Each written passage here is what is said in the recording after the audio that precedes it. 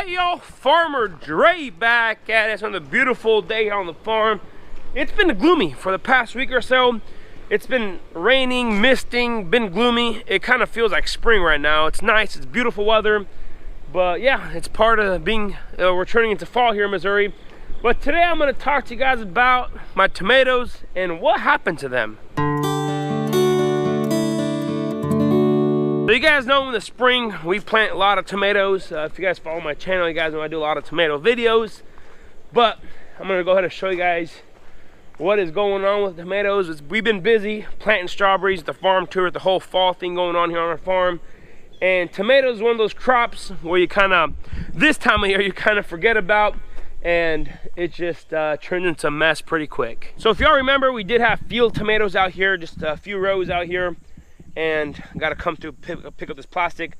I mowed this down. We got a few eggplants we still got to harvest there, and then the field production side of things will be done.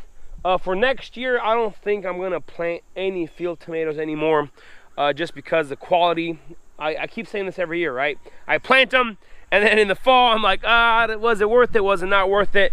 But we did put in another application for another high tunnel grant. If you guys recall, last year we didn't get accepted, or nobody in the state of Missouri got accepted. I ranked second in the state of Missouri to get approved for a high tunnel. And with the whole COVID deal going on, apparently the USDA didn't have enough funds for the program, so we're in the bag again for this next fall. So November 1st, I think, is a deadline. And then after that, in the spring, we'll find out, hopefully, if we, I forget how it works out exactly, but hopefully by next spring, we should have another tunnel built here. That's the plan, if we get accepted. That's the thing about the high tunnel grants. As you guys know, material costs have gone up, wood has gone up like crazy, so it's not gonna be as cost efficient as it was before, but it is what it is. So hopefully we'll get another tunnel here on the farm, and we have some other plans that we're gonna be working on this winter. But yeah, tomatoes, how are they doing? I am out here in high tunnel number 3 here, and if you guys recall, we did pick a lot of tomatoes out of this tunnel here. The plants were healthy, the plants were looking good, and the tops of the plants are still looking good. So these are the plants right here. The last time I staked them was sometime in, I don't know, July, August, or I think early August sometime. But overall, the plants are still looking decent. The new growth is nice. There's not much disease in here. So we've been picking 300 to 400, 500 pounds a week out of here, just to have enough to go to farmer's market. But tomato sales here on our farm, once school starts in our area, once kids start going to school, you know, tomato sales really drop, especially at farmer's market, because people are not interested. You know, there's a handful of customers that do still get tomatoes. I'm not saying tomato sales are that bad, but the bulk of our customers, they, you know, quit buying tomatoes. Their kids go to school, and then of course everybody that plants their home garden, you know, that's time of year, their tomatoes start coming on. So tomato sales have been down. I mean, we're still able to sell a few hundred pounds a week here, or even more. But we've been harvesting a few. You know, there's still some nice, good clusters of tomatoes. They're still doing all right, but overall, it's not too bad. We've been just coming through here, harvesting. You know, the size isn't as good, but overall, they're still decent. They're still decent tomatoes. So this is number 3 here. I ran the water a few times. We've been so busy with everything else that you forget to turn on the water. I haven't fertilized these in forever. So it's still good. It's not too bad. You know, there's plenty of humidity in the air, so that's why the plants keep on growing. But, you know, the blight have kind of taken over these plants here. This the bottom of the plants are kind of done for. And they say that these red deuce and the Carolina golds are determinate, meaning they grow to a certain size and they're done growing. But, you know, over the years, I'm seeing right now that they'll continue to grow until frost.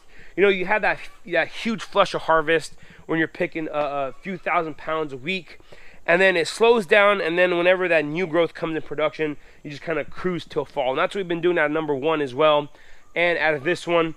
And now let's go ahead and I'm going to show you guys number 2 and what happened in there. So if you guys recall, back in the spring, I had strawberries in high tunnel number 2 here, and I pulled them out, and then I planted tomatoes.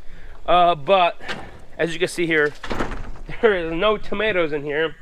And the main reason is I learned a huge lesson this year as well with the tomatoes and the strawberry. So what I should have done, I should have came through, ripped out all the strawberry stuff, and re-tilled the ground, made it nice and soft and comfortable, re-fertilized it with dry fertilizer, and then I should have planted the tomatoes in here. So what happened is that we cleaned it out, we pulled out the strawberries, and we came through and planted our tomatoes. And that time of year is mainly my management fault here, but I fertilized them, I was keeping them watered, but the plants weren't growing. And of course I transplanted on a really hot day, so a lot of the plants here on the edges didn't even survive. The only thing that actually survived were some of these plants here in the center, and not these weeds here. Just a few plants here in the center made it. And then after a while I saw that they weren't doing that good anyway, so I didn't even decide to stake them or anything. We did harvest a few, but not many out of here. They didn't really size up that well either. So I was fertilizing them, but there wasn't enough fertilizer in the ground, enough nutrients in the soil to take that much fertilizer. So that's one of the biggest things I learned is from now on out, where we're gonna go ahead and till the land, amend it before a tomato crop grows in the ground. Tomatoes are a very heavy feeder, and then strawberries are a very heavy feeder. So you got two heavy feeding crops, one after another, and the strawberries did decent in here from a production standpoint, but the tomatoes suffered. So that's how you live and learn. And putting in fertilizer through the drip system is a lot more expensive than to just spread it dry. So like a 50-pound bag of triple 20 is like, I don't know, $13, $14. A bag of tomato fertilizer, water soluble 25 pounds, is $45 to $50. So it's a lot more expensive to pump it through the irrigation system. So don't, just live and learn. That's part of the process. But there's no tomatoes in here, so this tunnel pretty much sat here all summer long and didn't do much for us here on the farm. And high tunnel number 3 did really well, and we did plant a Val's high tunnel on that side of the farm, which we picked a few out of there as well, which we got so busy I didn't even stake though, so it was a mess. But if this tunnel would have been full of production, we would have had a wholesale and take some to an auction, because we couldn't sell tomatoes at a retail price at this much of a quantity if we did pick it. So if these would have been ripe, they would have been ripe about middle of August, and that's like I mentioned earlier, when kids start school, so tomatoes sales really drop. So anyways, I parked the tractor in here because it was raining, but I'm gonna come through here probably today or tomorrow sometime. The plan is to come through, I'm gonna come through, clean this all up. I'm gonna rotor till this, and then I'm gonna amend the soil, and I want to plant just for us some leafy greens over the winter, some beets, some carrots, just a few rows, just for us to snack on and eat on. It's gonna sit here empty anyway, so I'm gonna plant the cover crops in the other tunnels. But this tunnel here, if it's early enough where I could plant a crop we can eat and harvest on. So that's the plan here. I started cleaning this up, but left it where it's at. So with the strawberries and everything, like I keep mentioning, we've been extremely busy, and tomatoes have kind of really slowed down. So this is number 1 here. These are the big Dinas, you guys recall.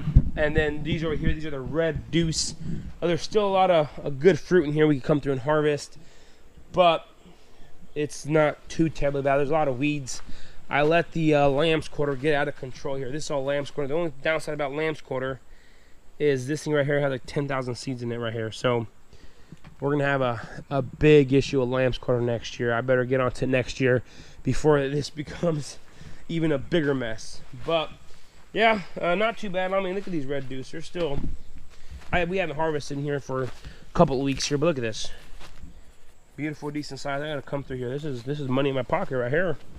But yeah, tomatoes have really declined. And what are you gonna do? You get busy with other crops. We still were taking tomatoes to market, just picking a few. We were just picking as much as we thought we were gonna sell. And some weekends we sold out, and some weekends we did it. So I'll show you guys these big Dinas here. They got so heavy, and after a while in the plants, they just kind of fell off. A lot of them that did get disease and die. But look at these, they're still growing nice and lush. We're gonna have to come through here and clean this up and plant a grass cover crop.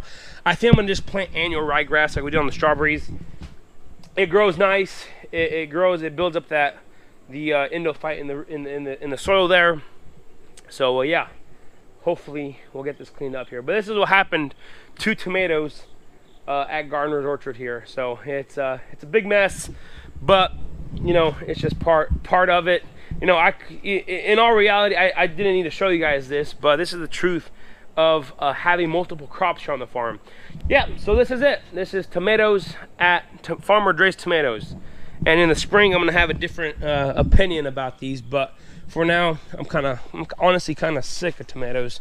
Been harvesting hundreds of pounds, thousands of pounds, thousands of pounds. This year is probably the best year I've ever had with tomatoes, especially on yield, and the amount of tomatoes we did harvest. I mean, the total amount is crazy. We've harvested, I mean, I gotta look back, but I mean, it's hundreds of thousands, not hundreds of thousands, thousands of pounds, you know, 15, 25, 30,000 pounds of tomatoes. So it's a lot. It's a lot of tomatoes. After seeing pallets and pallets of tomatoes over the summer, you're kind of wore out. So we actually got to do a farm tour here, so we gotta go. But just want to hop on here real quick, let you guys know what happened to the tomatoes here. I know a lot of my viewers here are tomato viewers, so this is the reality of small scale farming, farmers market farming, U-pick operation.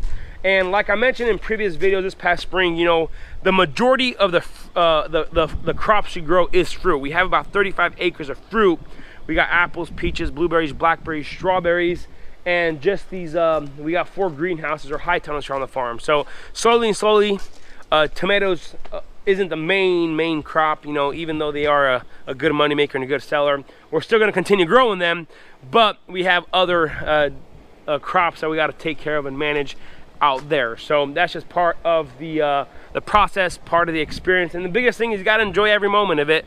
Of course, it's not easy, but if you enjoy it, it's not too bad. So this is gonna be it for today. If you guys haven't already, go and hit that subscribe button, smash that like button if you guys enjoyed today's video. Don't forget, hit that notification icon so you guys can be notified whenever I do upload a video.